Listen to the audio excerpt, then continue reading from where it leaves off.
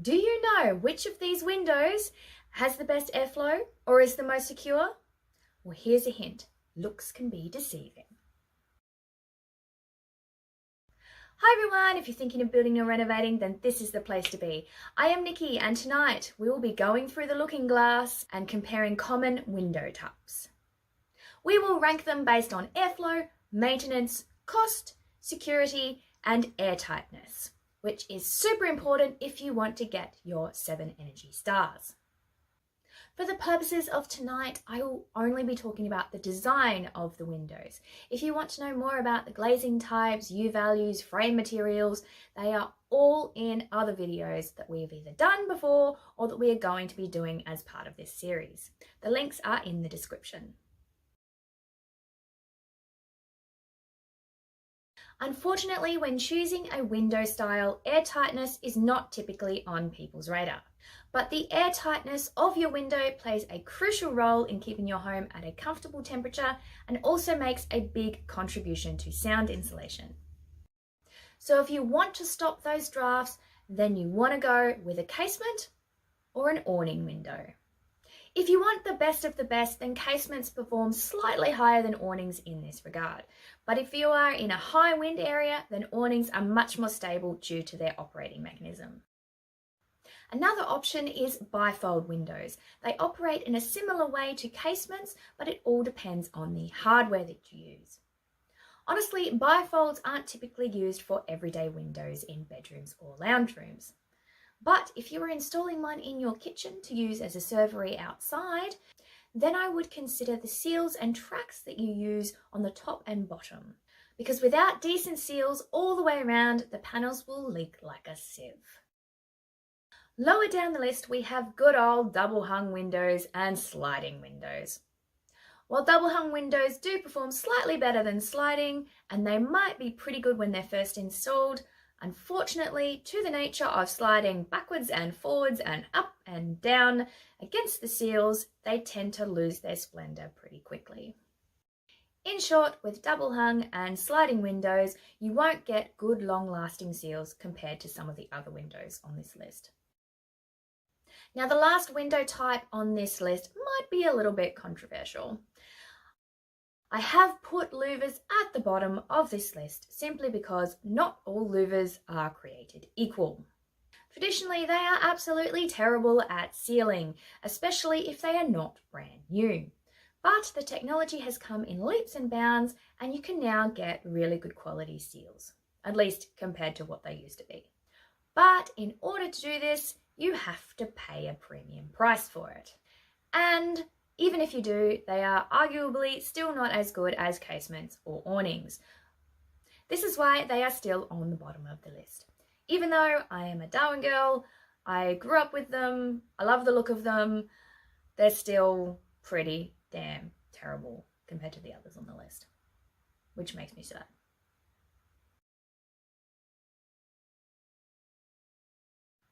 Now, if you're like me and you love stats, then check this out. This is the hero software that I use to determine overall star rating and whole of home compliance. It is based on the Natters system. Now, if you don't know what that is, check out the links in the description.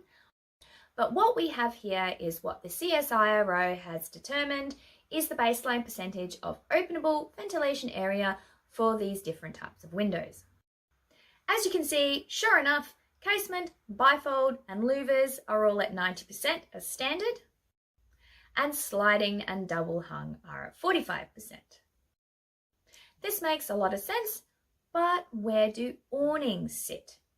Well, according to this system, they also sit at 90%, which when you think about it actually makes a lot of sense, but I would argue it really does depend on where the wind is coming from as to whether the awning can actually catch all of that or not. Just because you can open 90% of it, it might be restricted to only 45 degrees that it can go out. And just a side note, if you have any of these windows on the second floor, then they are required to have a fall prevention restriction or protection in place to stop children and big children from falling out them. But if you want maximum airflow for minimum window size, then casement, awning, or bifold is definitely the way to go.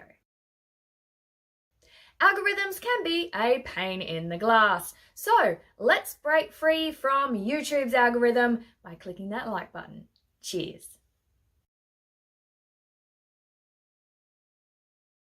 Ultimately, anyone can smash a window glass and get straight into your home, but usually crooks prefer these silent, sneaky ways to get into your house. So I think one of the best ways to deter them is to make it as difficult as possible for them to get into your house. So if you want the best of the best, I would go with an awning. The mechanism for operating an awning window is quite difficult to access from the outside. This makes getting your hand into the opening, kind of do these things, quite difficult. Secondly, the typical mechanism used to open the windows are pretty tough. They've got to be because they hold the window out. And in a lot of cases, you can lock the window in any position indefinitely, which means you can still leave the window open and locked at the same time. This means it is much more difficult to force the window open and to force it open wide enough for someone to actually get through without making a heck of a lot of noise. And if the window is completely closed and locked, then getting to the mechanism from the inside is virtually impossible unless you break the glass. Casements can also be very secure, but only if they are either closed and locked or use a similar winding and lock system to an awning window with heavy-duty security screens. But remember that casements usually open the whole way. This means that once the mechanism is broken, crooks have plenty of room to get into your home, whereas with an awning, it is much, much harder to do that. Now, double hung windows are in the middle of this list because they can have additional frame locks, which you can lock the window in open or closed positions. But as with casements, if you leave too much space open or the lock gets broken, then you have a nice big opening for a crim to go through. And because they slide, they can be pried off if done with enough force. This is the only reason why double hung is ranked lower than casement windows. Louvers used to be terrible for security because you just needed to remove a few of the blades and you could get in. Thankfully, there are now locking frames that keep the louvers closed, and most designs can accommodate security screens. But I have yet to see a louvered system that can lock the louvers in an open position securely. Now, if it does exist in Australia, please do everyone a favour and comment where these are, because I would love to see them. Now, sliding windows are among the worst, and unfortunately, they are the most common windows you'll see in houses. The reasons why I will explain later. If the frames and seals are not maintained, it's pretty easy to get a screwdriver in and pop them out. Short of putting bars on your windows outside and a Frankenstein multi-lock system which could involve pieces of wood in the tracks, then there's not a lot you can do to keep them secure while they are open. Bifolds are by far the worst on this list, and it makes complete sense because they have multiple panels and hinges, and there's just so many ways that you could pry things apart or pull things apart. But if you have to have a bifold somewhere in your house, then I would suggest that you make sure every single panel has a bolt at the top and a bolt at the bottom. That way you are not relying on just one bolt for a whole system. As casements are just like doors, they are really quite easy to clean and maintain. Being able to fully open the window means you can clean the outside and the inside of the window without actually going outside. And the seals and locks can be fully accessed, removed, and replaced easily if required. Awnings are similar but a little harder to clean depending on how high up the window is and if you require restricted openings or not. But most come with removable internal screens and can be cleaned in a few seconds if you have access to them externally. Bifolds are similar to casements in that they can be fully opened, but depending on how many panels you have, you may have a problem cleaning the outside of them. They can also be more maintenance because of all the additional hinges and tracks. Cleaning the inside of double hung windows is relatively easy, but cleaning the outside from the inside is virtually impossible. This is a major problem for upper floors where they are harder to reach. The tracks and locks can also be a problem long term if the window panes cannot slide in the correct spot due to a buildup of dirt and grime in the bottom frame. While sliding windows can be removed for cleaning, anyone who's ever had to do it will tell you it is a pain in the glass, especially with the bigger sections, and you can only get the window properly clean if you can access the window from outside. Again, this makes them pretty poor choice for upper floors. The other difference between double hung and sliding is that the sliding window tracks are horizontal, which means they require much more cleaning because gravity and friction just loves collecting dirt in the tracks at the bottom of the window frame. Unfortunately, there's really no way to combat this because without the tracks, it's not a sliding window anymore. It is just imperative to the design. A few times in my life, I have heard from some people who love louvers saying, oh, they really don't take that much more to clean. It's really not that different. It's just a quick wipe over. If you do it regularly, it's fine and they're done, so on and so forth. I love louvers, but I hate cleaning more.